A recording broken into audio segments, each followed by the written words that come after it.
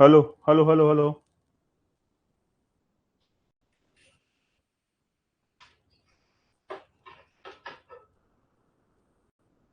Hello hello hello.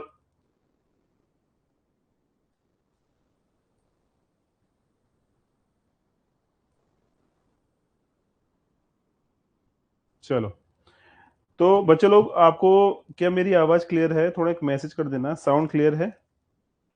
चलो, तो बच्चे लोग, आपको साउंड और स्क्रीन दोनों चीज आपको दिखनी चाहिए भाई, तभी जो है क्लास का आपको प्रॉपर समझ में भी आएगा और सब कुछ क्लियर होगा। ठीक है, चलो, वेरी गुड, सब क्लियर है। Good. Good morning, good morning to, good morning to all. ठीक है, तो चलो, सब चीज क्लियर है ना आपकी? ठीक है, चलिए, वेरी गुड। तो आज क्लास में स्टार्ट करते हैं आज का सेशन। तो गुड मॉर्निंग टू ऑल, सबका स्वागत है। आज जो है स्केलर की मैथ्स क्लास 1 होने वाली है। तो देखते हैं आज की क्लास में हम लोग कि कौन कौन सा टॉपिक अपन लोग पढ़ेंगे। ठीक है, आ जाइए फटाफट से। तो देखो, सिलेबस तो अभी आया नहीं है, ना ही नोटिफिकेशन आया है। ठीक है, दो चीज तो नहीं आई।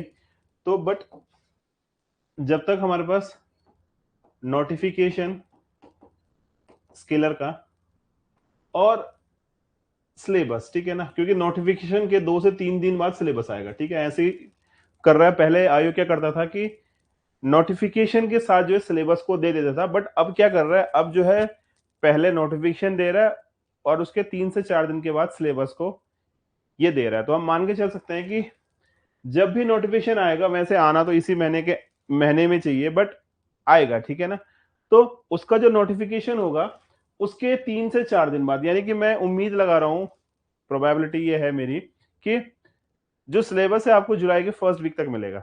क्या करें, यूके ट्रिपल एस सी बहुत ढीला है, आप सब लोग जानते हैं इस चीज को। ठीक है ना, तो सिलेबस आपको जो है मोस्टली मिलेगा, वो मिलेगा जुलाई के फर्स्ट वीक तक, यानी 10 जुलाई तक सिलेबस भी क्लियर हो जाएगा। बट जब तक सिलेबस क्लियर ना हो, तब तक के लिए हम लोग क्या कर रहे हैं, जैसे कि हमने आपसे बोला था उस क्लास में कि हम लोग जो है जो सिलेबस स्केलर का पहले था उसके अकॉर्डिंग क्लासेस कंडक्ट कर रहे हैं। ठीक है, तो चलिए आज के टॉपिक लेके चलते हैं आप लोगों के साथ। बहुत ही प्यारा सा बेहतरीन सा टॉपिक है, अच्छे खासे बच्चों के उस टॉपिक से पसीने भी छूट जाते हैं और बहुत को टॉपिक बहुत प्यारा लगता है और उसमें से क्वेश्चंस बहुत सारे बनते हैं। ठीक है ना, तो आप बता सकते हैं कौन सा टॉपिक की मैं बात कर रहा हूं?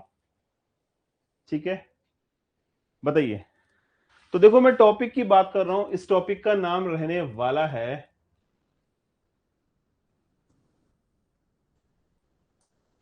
ट्रिग्नोमेट्री। इन शॉर्ट आप इसको बोलते हैं त्रिकोणमिति। क्या बोलते हैं इसको? बोलते हैं आप लोग त्रिकोणमिति। थोड़ा टफ टॉपिक होता है बहुत सारे बच्चों के लिए, बट ये अगर तुमने कुछ फॉर्मूले याद कर लिए तो त्रिकोणमिति आप लोगों के लिए ना बहुत आसान से हो जाती है। ठीक है ना, ट्रिग्नोमेट्री आपके लिए बहुत आसान से हो जाती है। ठीक है, तो देखो त्रिकोणमिति में होता क्या बेसिकली, अब नाम से पता चला त्रिकोण मिति, यानी कि अगर कोई भी त्रिभुज होगा जिसकी 3 भुजाएं होंगी उसको हम त्रिभुज बोलते हैं। आप सब लोग जानते हैं कि 3 भुजाओं से घिरी हुई कोई भी आकृति हमेशा त्रिभुज कहलाती है। ठीक है जी, कोई भी हो सकता है, वो ऐसे हो सकता है, वो आपका ऐसे हो सकता है, ये वो आपका इस टाइप से भी हो सकता है। ठीक है ना, अलग अलग है। ठीक है ना, तो जिसकी 3 भुजाएं हैं वो आपका त्रिकोण कहलाता है। ठीक है ना, तो अब इसका जो मेजरमेंट है, मेजरमेंट किस टाइप से होता है भैया? मेजरमेंट के लिए आपके पास या तो तीनों साइडें, तीनों साइडों का पता होना चाहिए, या आपके पास तीनों कोणों का पता होना चाहिए, यानी कि कोण ए, कोण बी। आप बोल सकते हैं यार मुझे एंगल ए का पता हो, कोण बी का पता हो, कोण सी का पता हो, या मेरे को ए बी साइड का पता हो, या मेरे को बी सी साइड का पता हो, या मेरे को सी ए साइड का पता हो, है ना। 3 कोण चाहिए या 3 हमें लंबाइयां चाहिए। तो इस प्रकार से हम लोग त्रिकोणमिति को क्यों पढ़ते हैं, त्रिकोणमिति को पढ़ने का मैं लॉजिक बता रहा हूं आपको। ठीक है ना, त्रिकोणमिति क्या है? एक एप्लीकेशन एक्चुअली। अब मैं आपको आप बोलोगे कि त्रिकोणमिति क्या एप्लीकेशन है, तो एक छोटा सा एग्जांपल दूं मैं आपको। लेट्स सी, ये एक पेड़ है, ठीक है, और इस पेड़ से कुछ दूरी पर आप यहां पे खड़े हो, आपको इस पेड़ की ऊंचाई ज्ञात करनी है, त्रिकोणमिति। अब कुछ बच्चों के माइंड में एक चीज होगी कि यार पेड़ की ऊंचाई तो मैं एक फीटा लेके भी नाप सकता हूं, तो बिल्कुल नाप सकते हो, लेकिन ये तो एक छोटा सा, क्या मैंने आपसे क्या बोला, ये एप्लीकेशन है इसका, क्या है, ये एक एप्लीकेशन है इसका, क्या है, ये एक एप्लीकेशन है, ठीक है ना, त्रिकोणमिति एक एप्लीकेशन है बेसिकली।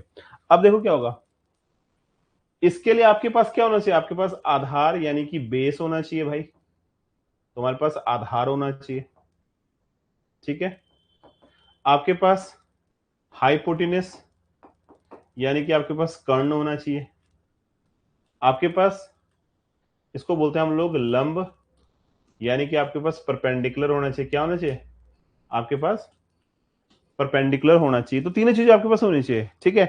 तो एक जो त्रिभुज है, वो त्रिभुज जब तक आपके पास तीनों भुजाएं नहीं होंगी, ना तो आपके पास लंब होगा, ना धार होगा, और ना ही हाइपोटेनस यानी कि कर्ण होगा, जब तक ये चीजें नहीं होंगी तब तक आप लोग त्रिकोणमिति को डिसाइड नहीं कर सकते हैं, ठीक है ना, क्योंकि त्रिकोणमिति जो डिपेंड करती है, जो त्रिकोणमिति का जो कॉन्सेप्ट है ना, ये राइट एंगल ट्रायंगल यानी कि समकोण त्रिभुज पर निर्भर करता है, ठीक है ना। वह त्रिभुज जिसका एक कोण 90 डिग्री का होता है, उसको हम लोग समकोण त्रिभुज बोलते हैं, ठीक है, बात समझ में आ रही है आपको मेरी। वह त्रिभुज जिसका एक कोण 90 डिग्री का होता है, उसको हम लोग समकोण त्रिभुज बोलते हैं, ठीक है।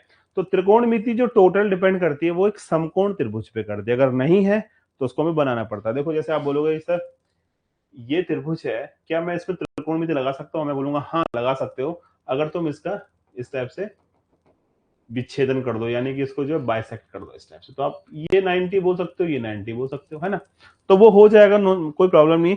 बट अब ये चीजें हमको पता चल गई, इसके बाद हम बात करते हैं समकोण त्रिभुज के लिए हमारे पास क्या क्या होना चाहिए भैया। ये मैंने आपसे बोला हाइपोटेनस है, यानी कि आपका कर्ण है, ये मैंने आपसे बोला आधार है, यानी कि ये आपका बेस है, इसको आप लोग आधार बोलते हैं, ठीक है जी। मैं बहुत आराम आराम से समझा रहा हूं, अगर किसी को कहीं पे कोई डाउट आएगा, कोई बच्चा अगर मतलब जिसका मैथमेटिक्स 10 तक रहा उसके बाद उसने ना पढ़ा हो, तो वो पूछ सकता है, ठीक है। कोई दिक्कत परेशानी किसी बच्चे को हो तो आप लोग ना, मैसेज ओपन है, आप लोग मैसेज कर सकते हैं कि इसमें ये प्रॉब्लम आ रही है, तो मैं आपको वहां पे क्लियर कर दूंगा, ठीक है। बट अभी फिलहाल हम बेसिक पे चल रहे हैं, अभी मैं कोई फॉर्मूला में डिस्कस नहीं कर रहा हूं आप लोगों के साथ। ये होता है आपका लंब, यानी कि इसको आप बोलते हैं परपेंडिकुलर, ठीक है। तो इन शॉर्ट में ये एच है, ये पी है, और ये बी है, बेस, ठीक है ना। हाइपोटेनस, परपेंडिकुलर और बेस, तीन चीजें हमारे पास होती हैं, कर्ण, आधार और लंब। तो इन तीनों में एक रिलेशन होता है, एक संबंध होता है, उसको हम बोलते हैं पाइथागोरस थ्योरम से, ठीक है ना। पाइथागोरस प्रमेय से हम लोग उस संबंध को निकालते हैं। तो पाइथागोरस थ्योरम क्या कहती है, पाइथागोरस थ्योरम कहती है एच स्क्वायर यानी कि कर्ण का वर्ग बराबर बेस बोले तो आधार का वर्ग प्लस परपेंडिकुलर यानी कि लंब का वर्ग। तो कर्ण का स्क्वायर बराबर बेस, बेस बोले तो आधार का स्क्वायर, दोनों बच्चों को बता रहा हूं हिंदी इंग्लिश दोनों में, तो कंफ्यूज ना होइएगा, और ये परपेंडिकुलर बोले तो लंब का स्क्वायर, ठीक है ना। तो इन शॉर्ट आप याद रखिएगा कि जब भी हम समकोण त्रिभुज की बात और त्रिकोणमिति की बात करते हैं, तो वहां पे हम लोगों को ये जो एक पाइथागोरस थ्योरम, एक मैथमेटिशियन थे पाइथागोरस, ग्रीक के थे, तो उन्होंने एक थ्योरम जनरेट की थी, पाइथागोरस थ्योरम। तो उस थ्योरम में उन्होंने जो हमारे पास समकोण त्रिभुज था, यानी कि जिसका एक कोण 90 डिग्री का होता है, तो उन जब 90 डिग्री का कोण होता है ना, तो तीनों जो भुजाएं हैं, लंब, आधार और कर्ण, इनमें एक रिलेशन बनाया था, वही आपका पाइथागोरस थ्योरम है, ठीक है। तो इतना क्लियर है आप लोगों को, मुझे मैसेज करो कि इतना क्लियर है, देन आगे स्टार्ट करते हैं, ठीक है ना। अगर इतना क्लियर है तो अपन लोग आगे स्टार्ट करते हैं।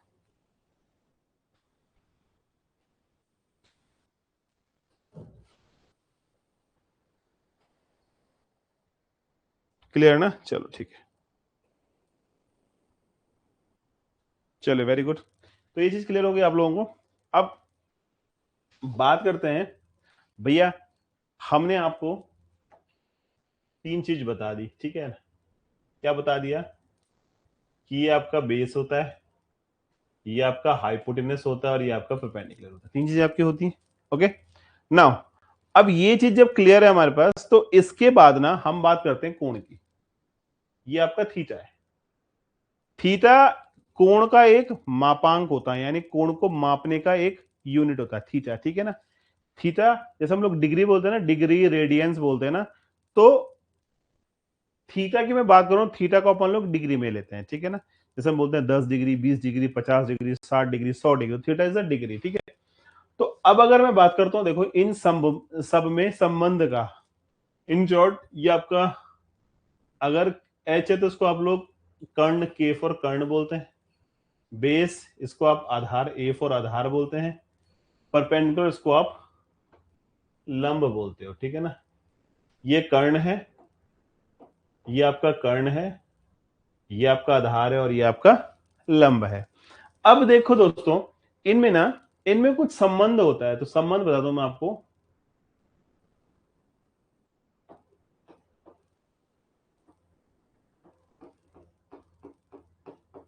ये पर बेस, मैंने कुछ गलत लिख दिया क्या? हाँ, एक मिनट यार,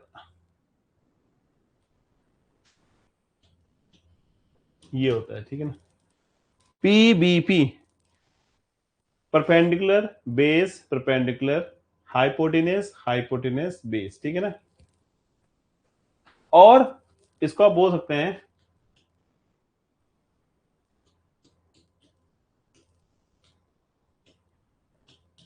ठीक है ना। हिंदी वाले बच्चे ये बोल सकते हैं, बात एक ही है दोनों में। लाल बटे कक्का, लाला आम लाया खट्टे खट्टे आम, या पंडित बद्री प्रसाद हर हर बोले, या पाकिस्तान भूखा प्यासा हिंदुस्तान हरा भरा, ठीक है। तो ये सब चीजें आप लोगों ने पढ़ी होंगी क्लास 10th में, आई थिंक सो। तो ये सब चीजें, चीज एक ही है, बस थोड़ा इंग्लिश और हिंदी का फेरा हो जाता है, क्योंकि हिंदी में अपन लोग कर्ण बोलते हैं, इंग्लिश में हम लोग हाइपोटेनस बोलते हैं, भाई इतना तो डिफरेंस है, बाकी चीज एक ही है ना। तो अब इनमें संबंध है। संबंध क्या है देखो, अगर मैं P अपॉन एच की बात करता हूं, तो वो होता है आपका साइन, और ये एंगल है थीटा। तो sine theta is equal to perpendicular upon hypotenuse, यानी कि लंब बटा कर्ण। फिर होता है आपका कॉस थीटा। कॉस थीटा आपका होता है base by hypotenuse, base by hypotenuse यानी कि आधार बटे कर्ण।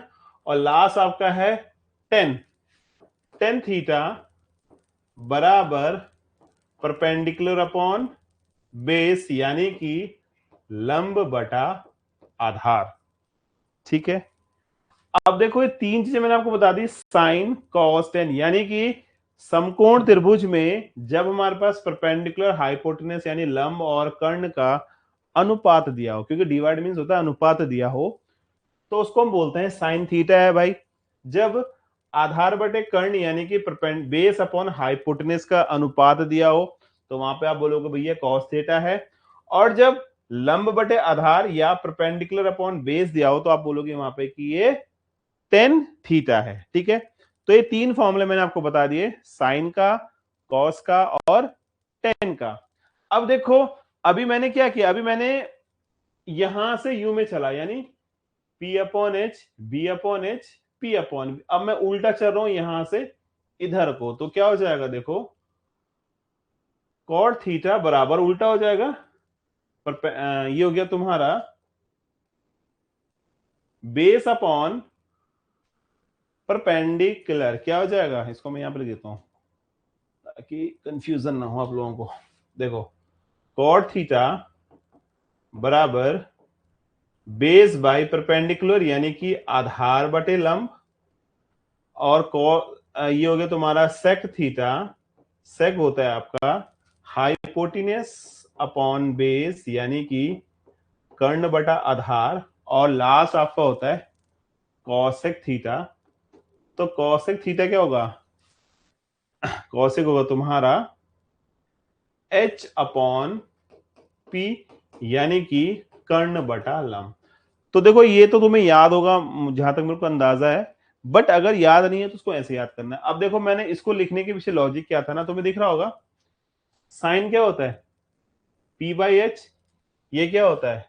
H अपॉन भी। तो आप बोल सकते हो कि जो साइन थीटा होता है ना, ये 1 बाई कॉसिक थीटा होता है। या आप बोल सकते हैं कि जो कॉसिक थीटा होता है ये आपका 1 बाई साइन थीटा होता है। ठीक है। सिमिलरली आप बोल सकते हो, देखो P upon H, B upon H, और ये क्या है? H upon B. यानी कि आप बोल सकते हैं कि जो आपका कॉस थीटा होता है ना भाई, वो 1 बाई सेक थीटा होता है, या जो आपका सेक थीटा होता है ये 1 अपॉन कॉस थीटा होता है। समझ में आई बात? ये दोनों एक दूसरे के रेसिप्रोकल यानी कि व्युत्क्रम होते हैं। साइन का कॉसिक, कॉसिक का साइन, कॉस का सेक, सेक का cosec. Now the last, perpendicular upon base, base upon perpendicular. तो आप बोल सकते हैं कि जो कॉट थीटा होता है ये 1/10 थीटा होता है भाई, या जो आपका टेन थीटा होता है ये आपका 1/कॉट थीटा होता है। ठीक है, बात समझ में आ रही है? ये वाली फॉर्मुलेज याद करने बहुत जरूरी है, बेसिक्स फॉर्मुले हैं और इनके बारे में आपको पता होना चाहिए ही चाहिए। ठीक है। अब देखो ये तुम्हारी यहां पे कहानी खत्म हो गई। अब बात करते हैं, देखो टेन थीटा का एक फॉर्मूला और होता है दोस्तों। क्या होता है? टेन थीटा जो होता है वो साइन बाय कॉस का रेशियो होता है। जो आपका कॉट थीटा होता है वो टेन का उल्टा यानी कि cos theta by sine theta का रेशियो होता है। याद रखना इसको। टेन जो होता है साइन बाय कॉस, और जो कॉस होता कॉट जो होता है वो कॉस बाय साइन। तो उनको नोट कर लीजिए, फिर आगे देखते हैं। ठीक है।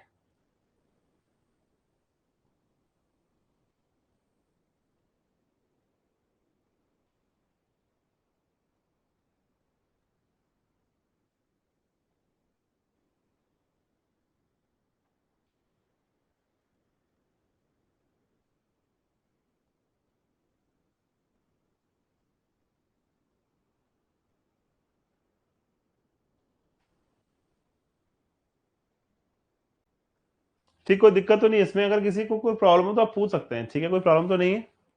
अगर प्रॉब्लम नहीं है तो हम आगे चलते हैं।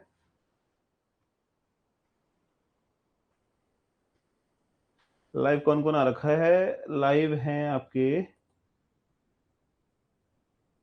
विकास, सक्षम, ललित, और लास्ट इज आई थिंक ये है गीता जोशी। ठीक है, क्लियर है सबको? चलो ठीक है। तो नाउ ये सब क्लियर है ना आप लोगों को? चलो ठीक है, आगे करते हैं। ठीक है।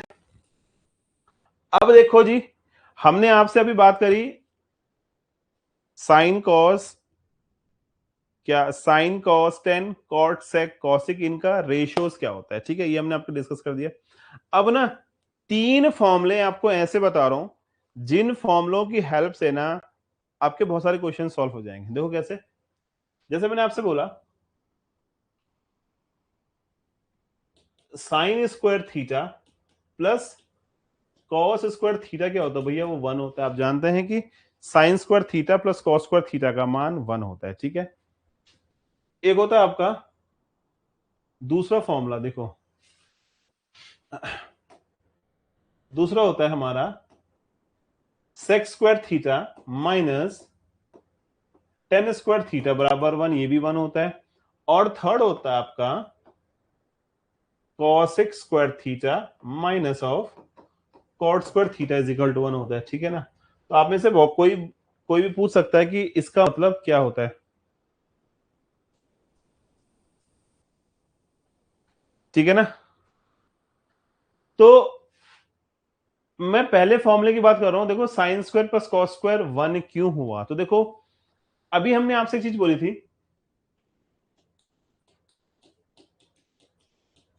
ठीक है ना, तो साइन थीटा कितना होता है? P/H। कॉस क्या होता है? B/H। ठीक है, अब देखो दोस्तों, अगर मैं बात करता हूं sine square theta plus cos square theta की, तो साइन थीटा कितना है? P/H। कॉस कितना है?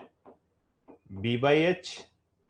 आप कर दीजिएंगे P square by H square और B square by H square. इसका एलसीएम यानी एक लॉस ऑफ ऑल ले लो, एच स्क्वायर आ गया, तो क्या मिलेगा आपको? P square plus B square. अभी आपको P square plus B square की वैल्यू कहां से मिलेगी? देखो तुमने अभी मैंने बताया था पाइथागोरस थ्योरम के बारे में, ये आपका एच होता है, ये आपका बी होता है, ये आपका पी होता है, यानी कि एच स्क्वायर बराबर B square plus P square. तो आप बोल सकते हैं कि जो B square plus P square, यानी कि जो इसकी वैल्यू दिख रहा है H B square plus P square, ये बराबर एच स्क्वायर के, तो H square by H square हो गया ना, तो एक कट गया, तो तुम्हें कितना मिला? तुम्हें मिला 1। तो आप बोल सकते हैं कि यार ये identity sine square plus cos square की वैल्यू 1 बिल्कुल एक सही आइडेंटिटी। ठीक है ना, समझ में हमारी बात?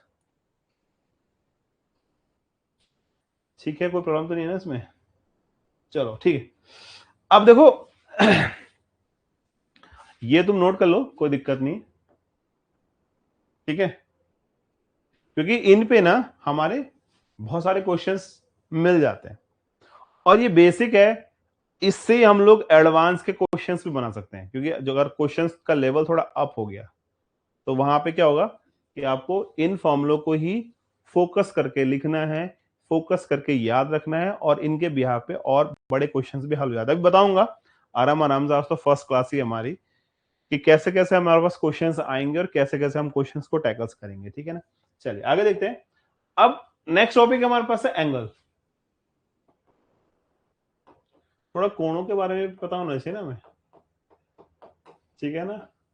तो देखो जो कोण होते हैं ना, कोण हम लोग क्लास 10th में 0, 30 डिग्री, 45 डिग्री, 60 डिग्री और 90 डिग्री, 5 प्रकार के कोणों के बारे में पढ़ते हैं। क्या पढ़ते हैं? 0 डिग्री, 30 डिग्री, 45 डिग्री, 60 डिग्री और 90 डिग्री। ठीक है जी। तो अब देखो, अगर मेरे को निकालनी है साइन, कॉस, टेन, कॉट, थोड़ा छोटा करो उसको, ठीक है, कॉट, सेक और कॉसेक। ठीक है ना, थोड़ा ध्यान देना इस चीज को भाई, इंटरेस्टिंग भी है और याद करने का तुम्हें तरीका भी सिखा रहा हूं। अगर तुम्हें याद नहीं होगा तो उसको तुम ऐसे बना भी सकते हो। ठीक है ना,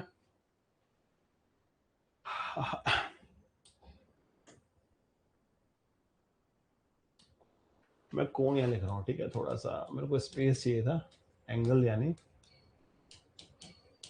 कोण। ठीक है, तो देखो मुझे चाहिए 0 डिग्री का, ओके, 30 डिग्री चाहिए, सही है, 45 डिग्री चाहिए, 60 डिग्री चाहिए और 90 डिग्री का मुझको वैल्यू ज्ञात करना है। ठीक है, इतनी बात समझ में है आप लोगों को?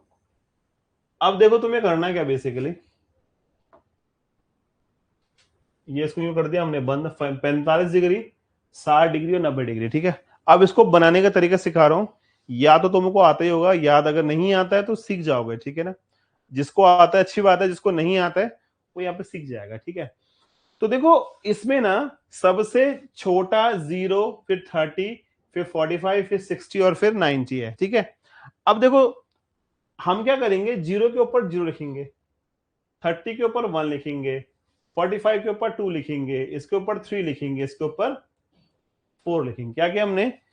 0 के ऊपर 0, 30 के ऊपर 1, 45 के ऊपर 2, 60 के ऊपर 3 और 90 के ऊपर 4 लिखा। ठीक है, अब थोड़ा समझना है इस चीज को, 0, 1, 2, 3, 4, थोड़ा मैं इसको यहां से भी एरर कर दूंगा, मुझे लग रहा है कि ये यहां जरूर प्रॉब्लम करेगा हमें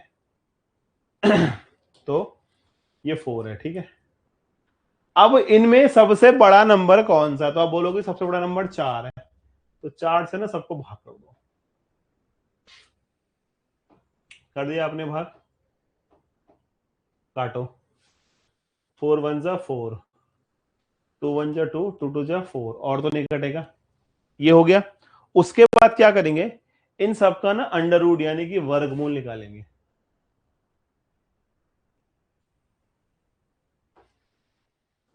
ये तो 1 था ना, तो देखो 1 का मूल 1 होता है, कोई दिक्कत नहीं।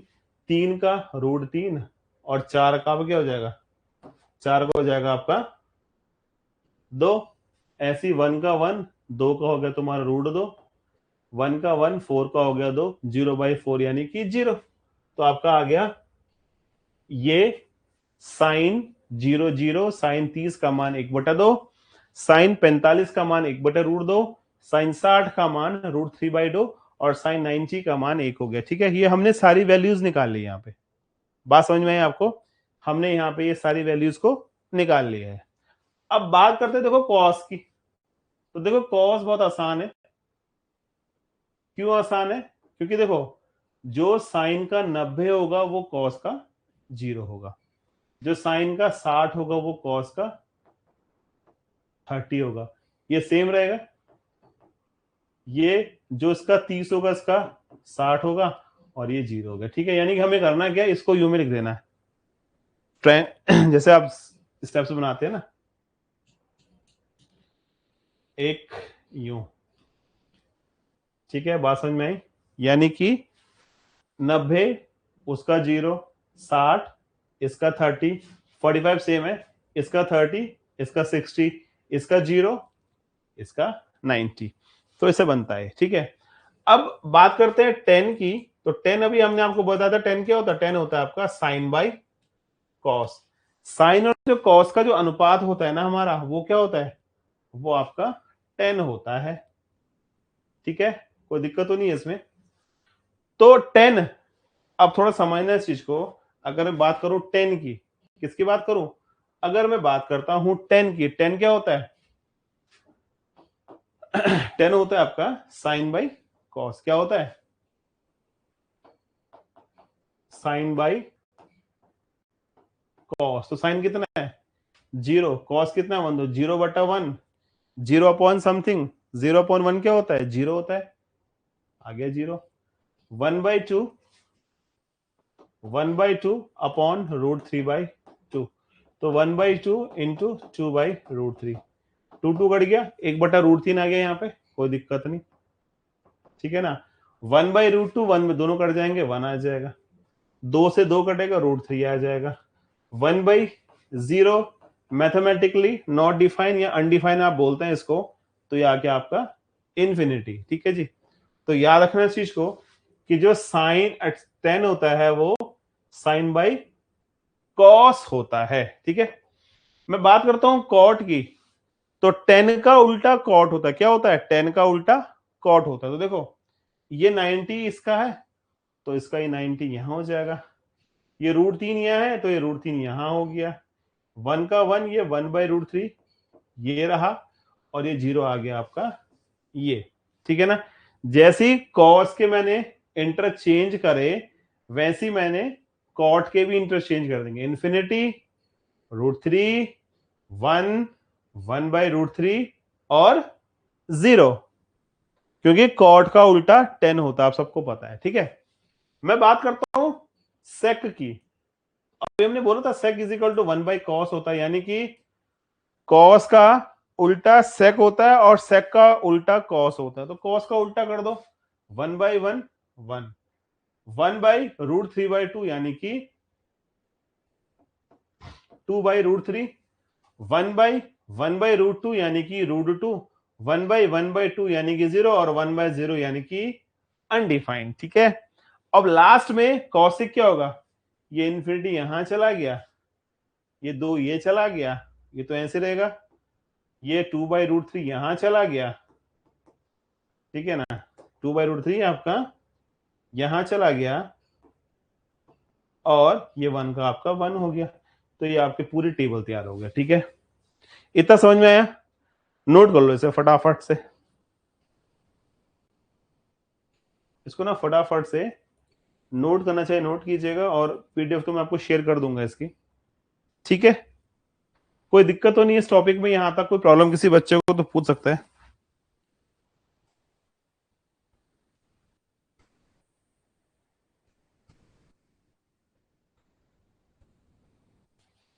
यहां तक क्लियर है? देखो प्रैक्टिस बुक के लिए तो ना क्लास 9 और 10 की बुक यूज करनी पड़ेगी, क्योंकि कॉम्पिटेटिव लेवल पे स्केलर के लिए कोई ऐसी बुक नहीं है।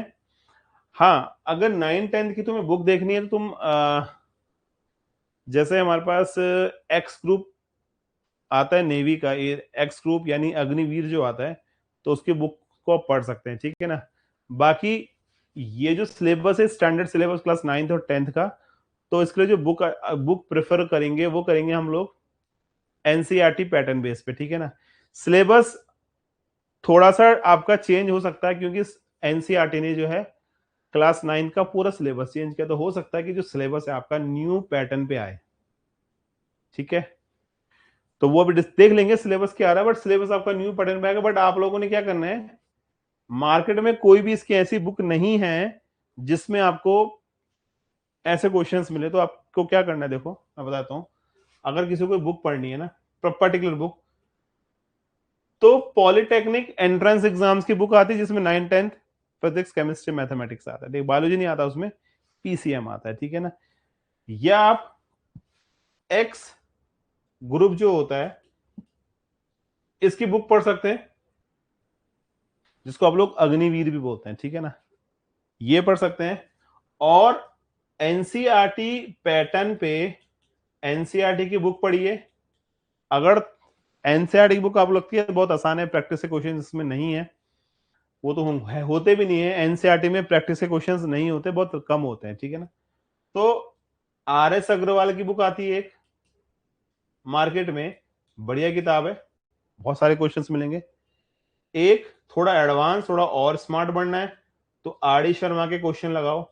अच्छा, आर डी शर्मा में क्या होता है, आर डी शर्मा में ना इन्होंने क्या कर रखा है, इन्होंने क्वेश्चंस की ना कैटेगरी बांटी है, ठीक है। तुम्हें लगता है ना कि एडवांस लेवल के क्वेश्चंस कहां से आते हैं, तो आर डी शर्मा ने एक दिया हुआ बेसिक, जो एनसीईआरटी में, ठीक है ना, जो बेसिक क्वेश्चन होते हैं वो एनसीईआरटी में होते हैं। एक दिया उसने लॉट्स, लो ऑर्डर थिंकिंग स्किल वाले क्वेश्चंस, ठीक है ना। और एक दिया है hots, high order thinking skill वाले क्वेश्चन। तो तुमको क्या करना है, बेसिक तो देखो तुम एनसीईआरटी की बुक से कर सकते हो, कोई दिक्कत नहीं आ रही। तो अगर आप आर डी शर्मा लेते तो तुमको लॉर्ड्स और हॉट्स पे काम करना है। लॉर्ड्स के क्वेश्चंस थोड़ा लेवल अप उनका अच्छा होता है, बट जो हॉट्स क्वेश्चन होते हैं ना, इनका लेवल अच्छा खासा होता है, तो इनको आप पढ़ सकते हैं वहां से। इनको आप लोग हॉट्स क्वेश्चन को वहां से सॉल्व करना है, क्योंकि जो पेपर है, पेपर आपका हॉट्स क्वेश्चन बेस से बनता है। क्योंकि आपने देखा होगा पीवाईक्यूज में, प्रीवियस क्वेश्चन पेपर में क्या होता है, कुछ क्वेश्चन टफ आते हैं, वो हॉट से आते हैं, तो हॉट्स पढ़ना, ठीक है ना। तो आर डी शर्मा की बुक की यही खासियत है कि यहाँ पे ना आपको क्वेश्चंस की 3 कैटेगरी मिलेगी। बेसिक मिलेगी जो तुम लोग एनसीईआरटी में पढ़ोगे 9th की और 10th की, ठीक है जी। ये आपको लॉर्ड्स और जो हॉट्स है ना, इन पे ज्यादा काम करना है आर डी शर्मा की बुक से। इसके अलावा कोई थर्ड बुक पढ़ने की जरूरत नहीं है, क्योंकि ऐसी बुक आपको पूरे हिंदुस्तान में कहीं नहीं मिलेगी, ठीक है, क्योंकि है ही नहीं भैया। आप खुद सोचो ना कि 9-10 एनसीईआरटी सिलेबस बेस अगर पेपर होगा तो आपके पास कौन सी बुक्स होंगी, या तो स्कूल की बुक होंगी, कंपटीशन में ऐसे बुक्स अवेलेबल अभी नहीं है। एंट्रेंस बुक्स जो मैं बोल रहा हूं ये भी इन्होंने क्या कर रखी, तो क्योंकि तुमको क्वेश्चंस चाहिए, तो ये भी इन्होंने यहां से क्वेश्चंस उठा के यहां डाले हैं, ठीक है ना।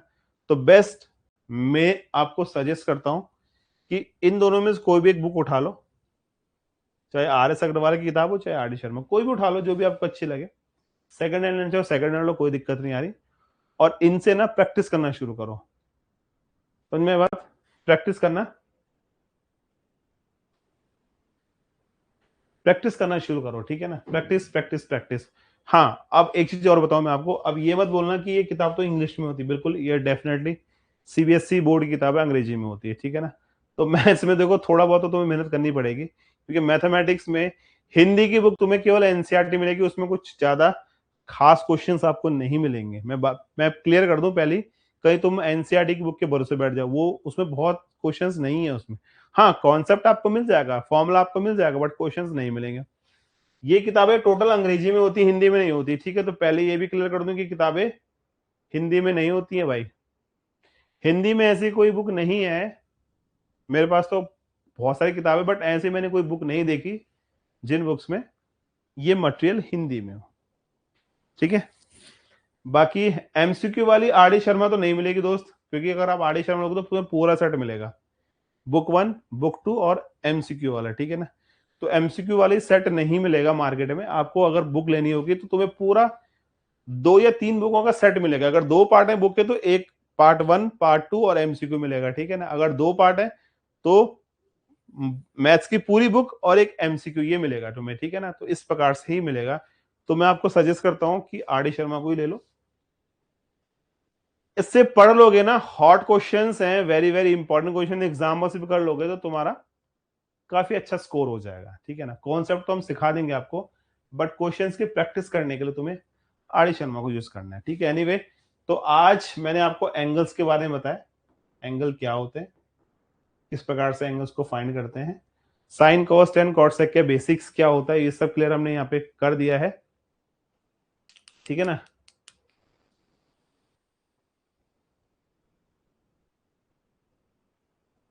बाकी तो देखो, ऑब्वियसली बात है कि बुक्स इंग्लिश में, तो देखो हम भी कुछ नहीं कर सकते उसमें। अब जब मार्केट में इंग्लिश में ही है तो इंग्लिश में ही रहेंगे वो क्वेश्चंस। अगर कोई नहीं आएगा तो मैंने ग्रुप बना रखा है आप लोगों के लिए, इसलिए बना रखा है ग्रुप की, कोई क्वेश्चन नहीं आता तो उसकी फोटो खींच के उसमें पोस्ट करो, सॉल्यूशन हम करके देंगे आपको, ठीक है ना। उसमें ये, बट उसमें काम की चीज होती ही नहीं है, उसमें सिर्फ अदलम बदलम मैसेजेस होते हैं, ठीक है ना। बट वो नहीं होना चाहिए, ठीक है। तो आज आप इतना ही कर लो, बाकी कल इसके कुछ क्वेश्चंस आपके साथ डिस्कस करते हैं, कैसे कैसे क्वेश्चंस एग्जाम में आपसे पूछे जाते हैं, ठीक है ना। तो कल ही क्लास का शेड्यूल भी आपको शेयर कर दूंगा मैं, ठीक है। तो आज इतना ही करते हैं, बाकी आपसे कल भेंट होगी, तब तक के लिए नमस्कार।